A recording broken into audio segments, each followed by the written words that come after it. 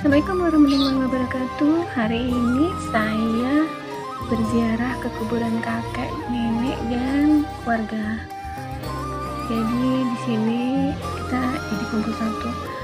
Nah, manfaat kita ziarah itu adalah hukumnya sunnah, dimana kita bisa mengingat kematian dan menyampaikan rindu kita terhadap orang-orang yang kita cintai. Jadi kakek adalah seorang guru atau ulama yang mendirikan pondok pesantren Nurul Islam di Bandung.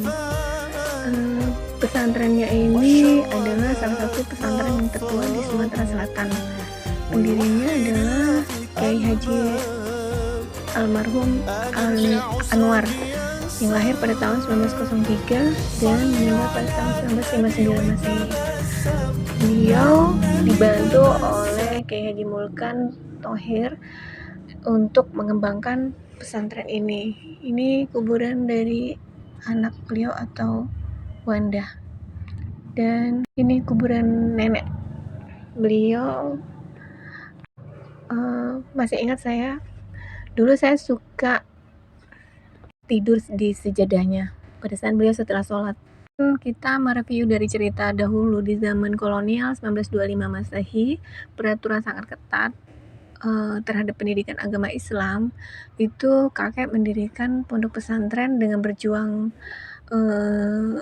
keras ya. Jadi para kiai pada saat itu dicurigai akan membawa reformasi baru di bidang pendidikan dan politik. Melalui proses yang cukup rumit, lembaga pendidikan ini dibuka pada tanggal 2 Rajab 1351 Hijriah atau 1 November 1932 Masehi dengan nama Madrasah Nurul Islam Sri Bandung. Pertama pada saat itu beliau berdakwah, pendidikannya jumlah muridnya cuma 35 orang. Tata bahasa yang diajarkan adalah bahasa Arab hingga tafsir dan hadis. Alhamdulillah saya pernah mengecam pendidikan di sini untuk pendidikan ibtidaiyah dan aliyah. Dan ceritanya beliau atau kakek itu tahun 1927 sampai 1930 Masehi belajar di Mekah, lalu beliau kembali ke Indonesia, ke Indragiri tepatnya di Madrasah Syekh Abdurrahman Siddiq Al-Banjari 1930 beliau mengabdikan diri. Ini letak lokasi pesantrennya. Jadi pondok pesantren Sri Bandung ini terwujud pada tahun 1931, namanya dulu tuh Sakdatul Daren, dan tahun 1959 kakek meninggal. Ini adalah untuk sekolah ibtidaiyah laki-laki dan di samping itu untuk aliyah. Jadi kita dulu dibedakan untuk laki-laki dan wanita. Kita di sini juga belajar pendidikan umum ya, seperti jurusan IPS, biologi, dan ini rumah nenek di mana saya pernah tinggal bersama santri-santri yang lain, santriwati ya.